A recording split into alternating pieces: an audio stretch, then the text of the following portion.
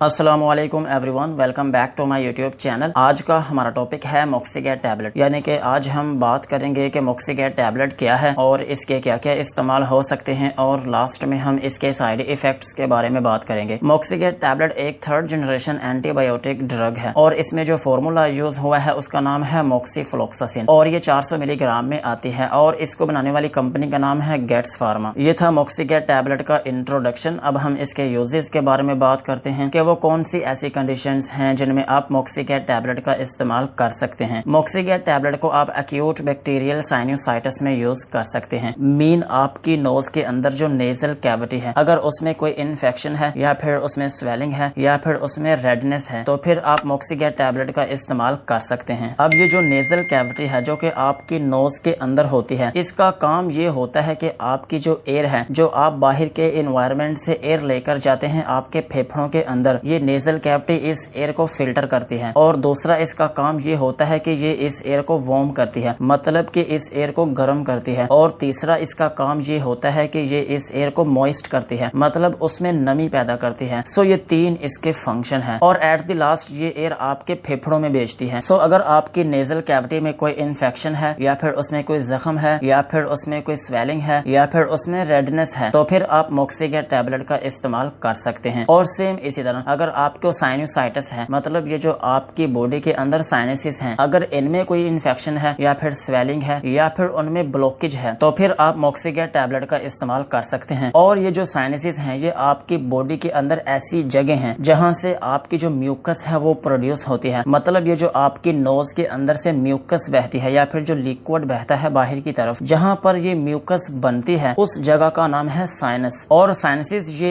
एक 4 paid cavity है, मतलब ये एक कैविटी है जिसके अंदर आपकी म्यूकस बनती है और इस म्यूकस का ये काम होता है कि आपके नोज के अंदर जो नालियां हैं उनको साफ करती है। अगर उनमें कोई बैक्टीरिया या फिर कोई वायरस या फिर कोई डस्ट पार्टिकल्स पड़ा हो तो ये उनको ड्रेन आउट करती है बाहर की तरफ। सो ये एक इसका काम है। सो अगर आपके साइनसिस में कोई प्रॉब्लम है तो फिर भी आप मॉक्सिगेट टैबलेट का इस्तेमाल कर सकते हैं। और इसके अलावा मॉक्सिगेट टैबलेट को आप क्रोनिक ब्रोंकाइटिस में भी यूज कर सकते हैं, मतलब आपके फेफड़ों में कोई बहुत पुरानी बीमारी है या फिर कोई बहुत पुरानी कोई इन्फेक्शन है तो फिर भी आप मॉक्सिगेट टैबलेट का इस्तेमाल कर सकते हैं। और इसके अलावा मॉक्सिगेट टैबलेट को आप lower and upper respiratory tract infection में भी यूज कर सकते हैं। अब देखें, आपकी बॉडी में है रेस्पिरेटरी ट्रैक, मतलब आपकी सांस का रास्ता, और ये जो आपकी सांस का रास्ता है इसको हमने डिवाइड किया हुआ है 2 हिस्सों में। एक हिस्सा है इसका लोअर रेस्पिरेटरी ट्रैक और एक हिस्सा है इसका अपर रेस्पिरेटरी ट्रैक, मतलब एक ऊपर वाला रास्ता और एक है नीचे वाला रास्ता। और अब हमें कैसे पता चलेगा कि ऊपर वाला रास्ता कौन सा है और नीचे वाला रास्ता कौन सा है? देखिए, एक पूरा जो आपका ट्रैक है ना, पूरा जो आपका रास्ता है सांस का, उसमें आती है आपकी नोज और उसके बाद आती है उसमें नेजल कैविटी, उसके बाद आता है आपका माउथ और फिर उसके बाद आता है आपका थ्रोट यानी आपका गला, और फिर उसके बाद आता है आपका वॉइस बॉक्स, और फिर इसके बाद आती है आपकी सांस की नाली, और इसके बाद आते हैं आपके फेफड़े, और मजीद इसमें जो नालियां बनी हैं वो आती हैं इसके बाद। और अब ये जो नोज से लेकर आपका वॉइस बॉक्स तक का रास्ता है, इस चीज को हम बोलते हैं अपर रेस्पिरेटरी ट्रैक। सो नोज से लेकर वॉइस बॉक्स तक ये जो रास्ता है इसको हम बोलते हैं अपर रेस्पिरेटरी ट्रैक। और इसके बाद वाला जितना भी रास्ता बचता है नीचे वाला, उसको हम बोलते हैं लोअर रेस्पिरेटरी ट्रैक, जिसमें आपकी नाली आती है सांस की, और इसके बाद आपके फेफड़े आते हैं, और इसके बाद मजीद जो फेफड़ों के अंदर नालियां हैं वो आती हैं। सो इस चीज को आपने समझ लिया कि लोअर और अपर रेस्पिरेटरी ट्रैक क्या चीज है। सो अगर आपको इसमें कोई इन्फेक्शन है या फिर इसमें स्वेलिंग है या फिर इसमें कोई रेडनेस या फिर इसमें कोई जख्म है तो फिर आप मॉक्सिगेट टैबलेट का इस्तेमाल कर सकते हैं। और इसके अलावा मॉक्सिगेट टैबलेट को आप एडिमा में भी यूज कर सकते हैं। Oedema mean access fluid in your body, मतलब आपकी बॉडी में किसी जगह पानी का पड़ जाना, इस चीज को हम बोलते हैं एडिमा। सो इस कंडीशन में भी आप मॉक्सिगेट टैबलेट का इस्तेमाल कर सकते हैं। और इसके अलावा मॉक्सिगेट टैबलेट को आप निमोनिया में भी यूज कर सकते हैं। और ये जो निमोनिया है, अगर आपके एक फेफड़े में हो तो इसको हम बोलते हैं निमोनिया, और अगर ये आपके दोनों फेफड़ों में हो तो फिर इस चीज को हम बोलते हैं डबल निमोनिया। सो इस कंडीशन में भी आप मॉक्सिगेट टैबलेट का इस्तेमाल कर सकते हैं। और मॉक्सिगेट टैबलेट को आप कंजेस्टिव हार्ट फेलियर में भी यूज कर सकते हैं। कंजेस्टिव हार्ट फेलियर ये एक ऐसी कंडीशन है जिसमें आपके दिल के जो मसल्स हैं वो कमजोर हो जाते हैं, जिसकी वजह से आपका दिल सही तरीके से काम नहीं कर पाता। सो इस कंडीशन में आप मॉक्सिगेट टैबलेट का इस्तेमाल कर सकते हैं, लेकिन याद रहे कि ये इसका परमानेंट इलाज नहीं है, ये एक इसका